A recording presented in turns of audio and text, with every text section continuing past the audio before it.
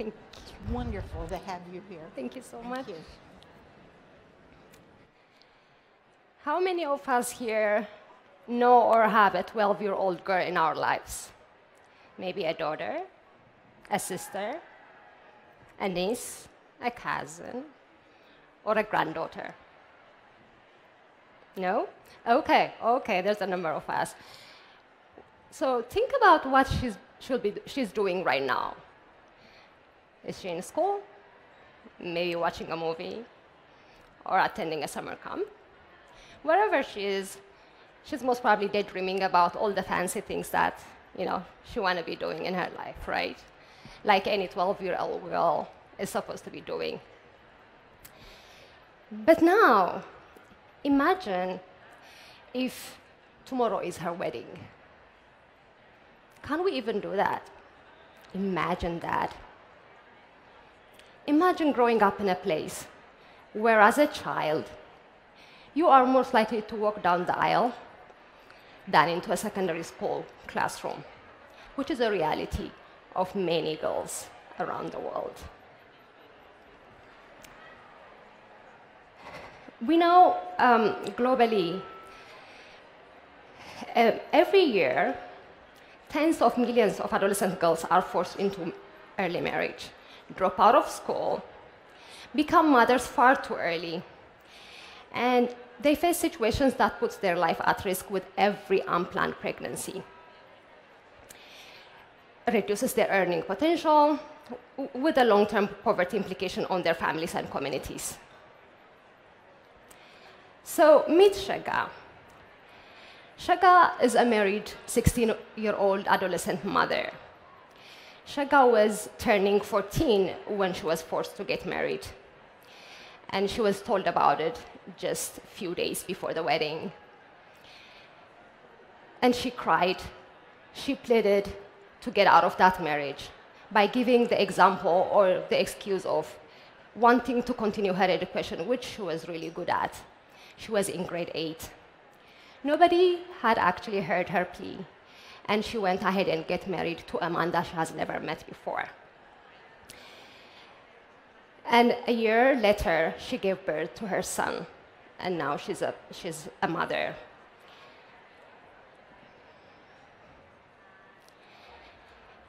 And we know, despite recent attention to ending early marriage, adolescent girls are mostly invisible to many development programs and policies. They fall in between the cracks of preventing child marriage and also sexual reproductive health that mostly addresses or targets adult women. And the CARE TESFA program is designed specifically to try to bridge this divide. And we also know every year around 60 million girls between the age of 15 and 19 become mothers. And for these specific age groups, the leading cause of death is childbirth-related complications. So the TESFA model was designed with a simple two program components. One was the peer-led solidarity groups for girls, and the other is the community engagement piece that we have with their social gatekeepers. The girls were getting core sexual reproductive health content and economic empowerment using the Village Savings and Loan Association, where they get trained to save, take loans, and engage in income-generating activities to deal with their economic situation. Applying these two simple models over a 12 months period, we saw some magnificent results. The girls who were participating in our program, use of contraception among the girls increased by 27% just over a year. And health-seeking behavior also increased by 29%. And we did a random control trial on that and compared it with the control groups, which was, again, statistically significant. Social norms in the area changed as a result of the community engagement piece. Increased joint decision-making between the couples or among the family members, increased gender-based violence, and early marriage actually decreased in the area, although the project was primarily targeted to prevent the impacts of early marriage. and not necessarily to prevent it. So the community groups put together their efforts to prevent marriage. Savings of girls was also increased, but they were also investing their savings into some productive assets building. But the interesting thing is, we got a chance to go back to a project after it was closed, 4 years after the project end date, to find out that the program has actually sustained with all the groups that were organized by the program continue to meet. Not only continue to meet, they have actually replicated the groups to reach out to other girls, form girls groups, and support them to become economically empowered and get the information and services on reproductive health. So about 60% of replication was registered in that assessment that we did, without us monitoring, without us being there to support them to do that.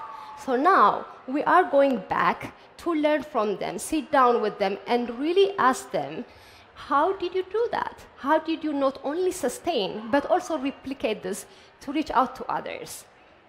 And we're actually doing the design and co-design process with the girls themselves. So what does it all mean for Shaga? After her participation in this program, Shaga is actually now using a modern contraception, deciding to delay her second birth. But also, she took a loan to get trained as a barber, and along with her husband, opened a barber shop and is doing really well. But beyond that, in her community, by becoming the first female barber, she's setting this example and changing the discourse in the community about what girls can do, what girls can become, and really challenging, the stigma around girls' engagement with different work and different tasks that are usually only for men. And she's actually known as the female barber in her community. And there is this another story from that project as well, and this is Mekuria, and she is our runaway bride who made a decision not only to take charge of her life, but also to reach out to others and preventing early marriage to her younger sister, but also to other young girls in her village. እሱ የኔ እድሜ እሱን ሳገባ 12 ዓመቴ ነው እሱ 25 ዓመቱ ነው በ25 ዓመቱ ነው ያገባሁት እኔ እሱ ማለት ነው ቀይችልህ እንዳሰማና ለእናንዲየው ምንም እንዳታየን ብሎ እና እንዳራተኝ እንደዚህ አርገን በድብቅ ብላ ማዘሪያ አሰበች ከዚያ ጥፊት አልኩኝ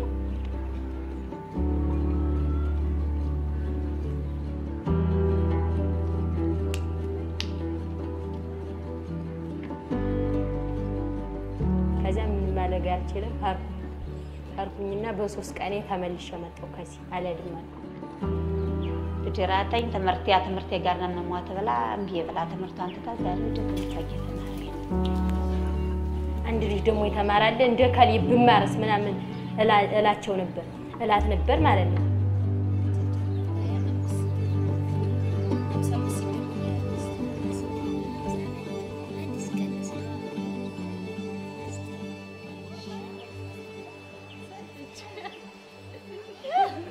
ራሴው ፈቅጄ ራሴ የፈለኩትን መጀመሪያ ስራዬን ይዤ ትምህርቴን ጨርሼ ከዚያ በኋላ አገባለሁ ማለት ነው So in care, we believe that child marriage is both the cause and the symptom of gender equality.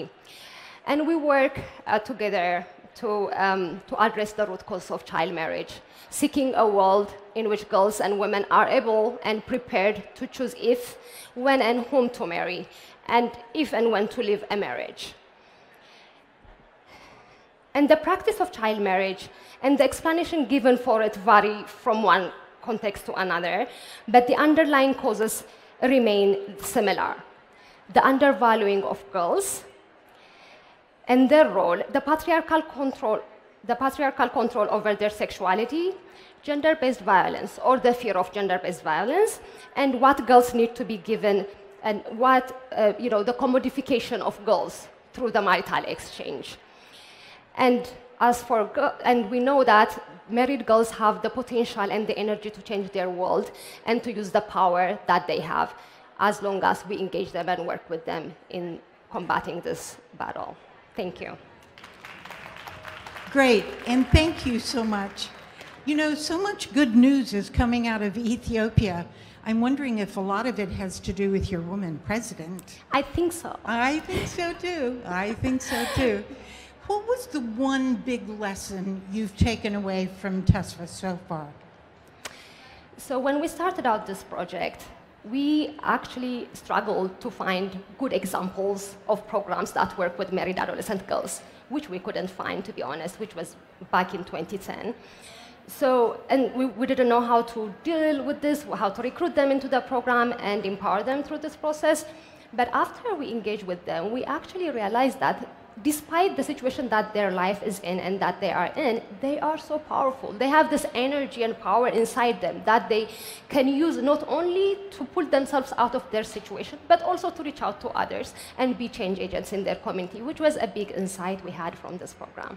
Well, we're constantly redefining power and discovering new sources of power. Thank you so much. Thank you twice. Once for this really interesting story, and secondly, for being a last-minute step-in. Thanks a lot. Thank you for having me. Thank you.